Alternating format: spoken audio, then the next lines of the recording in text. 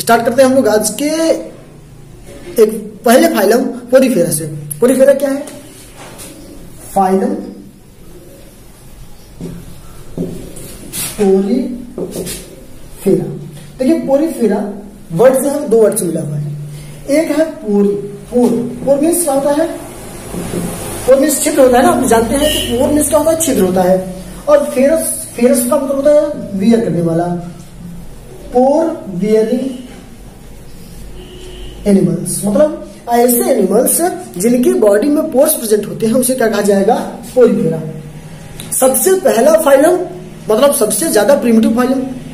और आपको पता है कि हमारे अर्थ पर जो एनिमल्स का फॉर्मेशन हुआ होगा या किसी भी जीव का जो फॉर्मेशन हुआ होगा वो वाटर के अंदर हुआ था।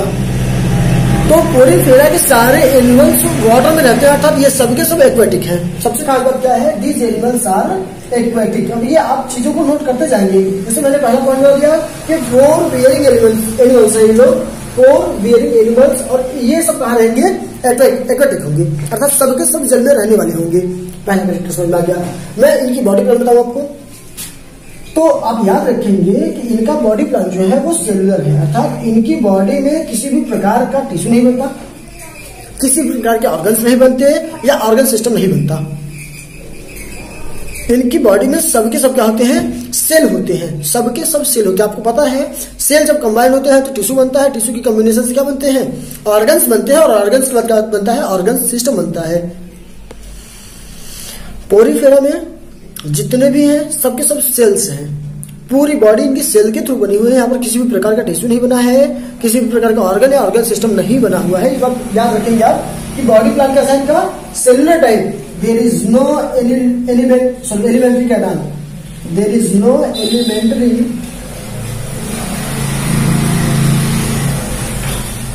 एलिमेंट्री कैनाल, किसी भी प्रकार का एलिमेंट्री कैनाल नहीं होता इसमें। अर्थात फूड का digestion extra cellular intra cellular तो होता है, लेकिन यहाँ पर एलिमेंट्री कैनाल नहीं होती। जैसे हमारी बॉडी में एलिमेंट्री कैनाल है ना, वहां से भोजन का डाइजेशन होता है, उसके बाद सेल्स के अंदर जाता है। इनमें एलिमेंट्री कैनाल है ही नहीं, तो इनका जो भोजन का डाइजेशन होता है वो सेल के अंदर होता है। अर्थात हम लोग बोल सकते हैं कि इंट्रा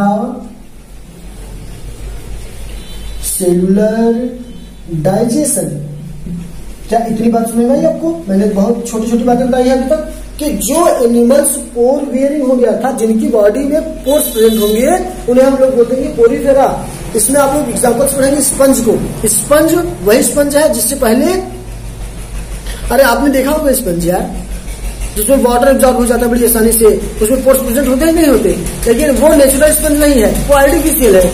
जो नेचुरल स्पंज होते हैं वो भी ज्यादा अच्छे होते हैं, सबसे ज्यादा प्रिमिटिव है, सबके सब एक्वेटिक है। और क्या बात कही मैंने? इनकी बॉडी प्लान जो है वो सेलुलर है, यहाँ पर कोई ऑर्गन टिश्यू का फॉर्मेशन नहीं होता। इस बार no elementary canal, elementary canal भी नहीं है इसमें। इंट्रा सेलुलर डाइजेशन होता है, अर्थात बॉडी के अंदर, सेल के अंदर डाइजेशन होता है इनमें। और बात करें हम इसमें,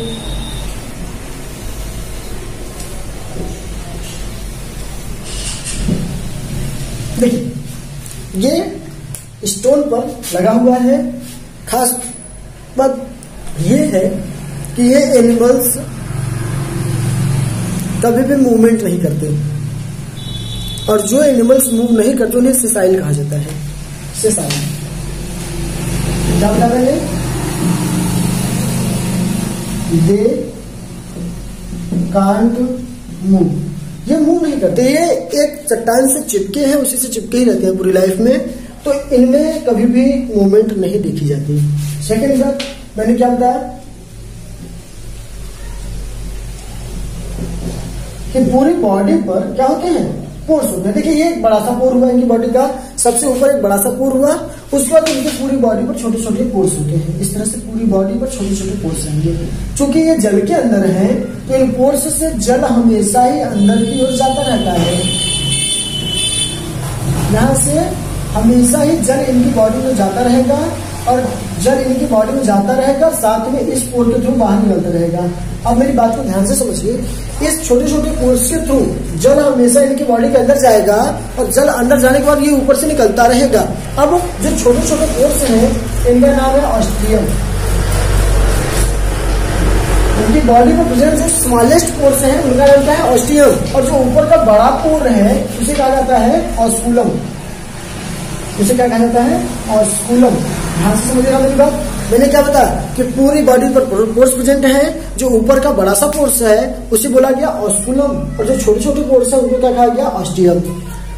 जो बॉडी है वो 3 लेयर की बनी है। सबसे ऊपर की जो लेयर है, यहाँ पर प्रेजेंट जो कोशिकाएं हैं अर्थात जो सेल्स है, इनको कहा जाता है पिनाइकोसाइट्स। इन्हें क्या कहा जाता है? पिनाइकोसाइट्स। ये ऊपर की जो लेयर्स हैं उनको कहा गया पिनाइकोसाइट्स। पिनाइकोसाइट्स हो गई। पिनाइकोसाइट्स के बाद ये पिनाइकोसाइट्स की सेल्स हो गई। इसके बाद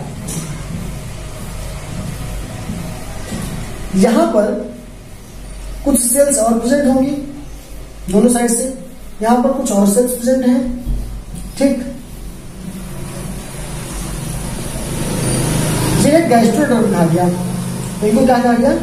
गैस्ट्रोडर्म। इन्हें गैस्ट्रोडर्म कहा गया। देखिए, सबसे बाहर की सेल्स को कहा गया पिनाइकोसाइट्स। पिनाइकोसाइट्स के बाद अंदर की लेयर को क्या कहा गया? गैस्ट्रोडर्म्स कहा गया। इसके बाद गैस्ट्रोडर्म और पिनाइकोसाइट्स के बीच में कुछ ऐसे स्पिक्यूल्स होते हैं, कुछ स्पिक्यूल्स की जैसी संरचनाएं होती हैं। इन स्पिक्यूल्स का फॉर्मेशन कैल्शियम कार्बोनेट और सिलिका के थ्रू होता है। कैल्शियम कार्बोनेट और सिलिका के थ्रू स्पिक्यूल्स का फॉर्मेशन होता है। स्पिक्यूल्स होता है जो इनको सपोर्ट करती हैं।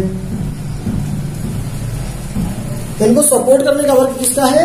स्पिक्यूल्स का है। स्पिक्यूल्स का फॉर्मेशन कैसे होता है? कैल्शियम कार्बोनेट और सिलिका के थ्रू होता है।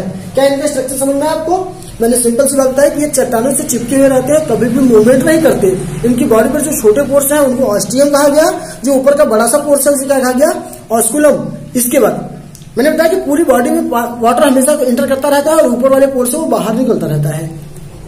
रेस्पिरेशन, एक्सक्रीशन इन्हीं पोर्स के थ्रू हो जाता है। अर्थात बॉडी इनमें किसी भी प्रकार का रेस्पिरेशनरी ऑर्गन नहीं होता। ऑर्गन है ही नहीं, ऑर्गन सिस्टम है ही नहीं ना, तो फिर यहाँ पर रेस्पिरेटरी सिस्टम नहीं होगी, एक्सक्रीटरी सिस्टम नहीं होगी। तो अब जब एक्सक्रीटरी या रेस्पिरेटरी सिस्टम नहीं होता, उस कंडीशन में इनका रेस्पिरेशन और एक्सक्रीशन जो है पूरी बॉडी से चलता रहता है। डाइजेशन के लिए बताया गया, एलिमेंट्री कैनाल होती नहीं है, इसलिए इंट्रा सेल्यूलर डाइजेशन हो जाता है। और क्या बताया मैंने? ऊपर की जो सेल्स है, ये यहाँ पर ऑस्कुलम पर प्रेजेंट जो सेल्स है ये कॉलर सेल्स है। ये क्या है? Collar cells. कॉलर सेल्स का वर्क है to capture the food particles. Collar cells का वर्क है to capture the food particles. आपसे पूछा जाएगा कि किसमें कॉलर सेल्स प्रेजेंट होती हैं, तो वो पोरीफेरा है जिसमें कॉलर सेल्स प्रेजेंट होती हैं। वर्क क्या है? To capture the food particles for Porifera. इनके लिए जो फूड पार्टिकल्स को कैप्चर करता है वो कौन है? कॉलर सेल्स है। ये हुआ है इनका बॉडी प्लान। समझ में आ गया आपको? सेसाइल का मतलब मैंने बताया, दे कांट मूव। सबसे खास बात क्या है? पिनाइकोसाइट्स जो आउटर लेयर्स हैं, इनके अंदर टोटिपोटेंसी कैरेक्टर है। टोटिपोटेंसी का मतलब क्या हुआ? They have totipotency character. Totipotency का मतलब हुआ कि अगर हमारा हाथ ये कट जाए और कटने के बाद ये हाथ पूरा वापस से फॉर्मेट हो जाए, तो इस कैरेक्टर को टोटिपोटेंसी कहा जाएगा। अर्थात तो इनमें अगर कहीं से इनका बॉडी टूट गया तो वापस से बन जाएगा। यही है टोटिपोटेंसी कैरेक्टर। सेल में इतना अच्छा सिस्टम कह सकते हैं आप कि जो अपने आप को वापस से फॉर्मेट कर सकता है। ये टोटिपोटेंसी कैरेक्टर होती है इनके सेल्स के अंदर। और क्या बात कर सकते हैं हम लोग यहाँ पर? मैं इरेज कर दूं, मैं इरेज कर दूं। देखिए, अभी आपने इनका स्ट्रक्चर देखा।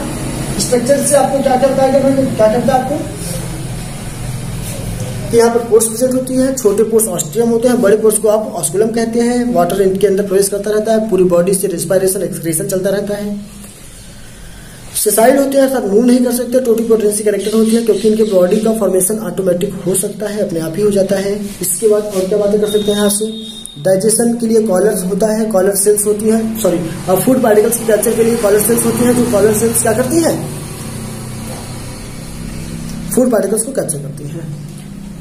यहाँ पर एक सिलिका और कैल्शियम कार्बोनेट का बना हुआ स्पिक्यूल्स था जो इनको बॉडी सपोर्ट करता है स्टैंडिंग के लिए। किसी भी चट्टान से अगर स्टैंड है तो कुछ ना कुछ तो ऐसा होगा ना, बोझ तो है नहीं इनके पास। तो सिलिका और कैल्शियम कार्बोनेट का बना हुआ जो स्पिक्यूल्स है वो इनको बॉडी सपोर्ट करता है। ठीक, सेलुलर सपोर्ट करता है। इसके बाद एक छोटी सी बात करूँ मैं। देखिए, अगर मैं कुछ इस तरह की संरचना देखूं, इस संरचना को अगर मैं ऐसे काट दूं तो ये आधे आधे बढ़ जाएगा, अगर मैं ऐसे काट दूं तो आधे आधे बढ़ जाएगा, ऐसे काट दूं तो भी आधे आधे में, ऐसे काट दूं, मतलब कैसे भी हमने काट दिया तो इनकी बॉडी आधे आधे में बढ़ गई। और ऐसे स्ट्रक्चर्स जिनको आप कहीं से भी काट दें और वो पूरी बॉडी इनकी आधे आधे में बढ़ जाती है, उसे कहा जाता है इक्वल हाफ में बढ़ जाने पर इसे कहा जाएगा एरियल सिमेट्री। इसे कहा जाएगा एरियल सिमेट्री। इसके बाद मान लीजिए कोई ऐसा है जैसे हमारी बॉडी हो, हमारी बॉडी को आधा आधा अगर करना है, इक्वल हाफ में बांटना है, तो क्या बीच से काट के कर सकते हैं? ऐसा नहीं होगा क्योंकि अनबैलेंस्ड हो जाएगा। अगर हमने ऊपर से ऐसे काट दिया तो ऊपर से काट दिया तो हमारी बॉडी आधे आधे में इक्वल हाफ में बढ़ जाएगी। इसे कहा जाएगा बाईलैटरल सिमेट्री। बाईलैटरल सिमेट्री क्या बताया मैंने? यदि हमारी बॉडी को ऊपर से ऐसे आप लैटरली काट देंगे हमारी बॉडी दो इक्वल हाफ में बढ़ जाएगी। इसे कहा जाएगा बाईलैटरल सिमेट्री। लेकिन यदि किसी की बॉडी को इस प्रकार से नहीं काटा जा सकता जिसमें इक्वल हाफ फॉर्मेशन हो तो उसे एसिमेट्रिकल कहा जाता है। पोरीफेरा जो है वो एसिमेट्रिकल है। एसिमेट्रिकल याद रहे, पोरीफेरा कैसा है? एसिमेट्रिकल। ठीक, अब मैं इरेज करके एक एक पॉइंट पे लिखवाता हूँ, फिर आप लोग उसको नोट करेंगे और अपने कॉपी में साफ सुथरा फिगर के साथ बनाएंगे। ठीक,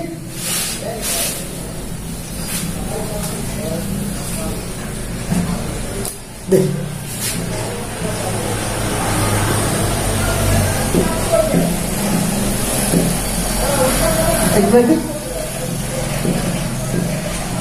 एसिमेट्रिकल,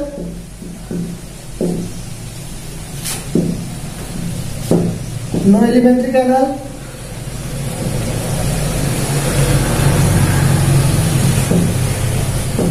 इंट्रा सेलुलर डाइजेशन,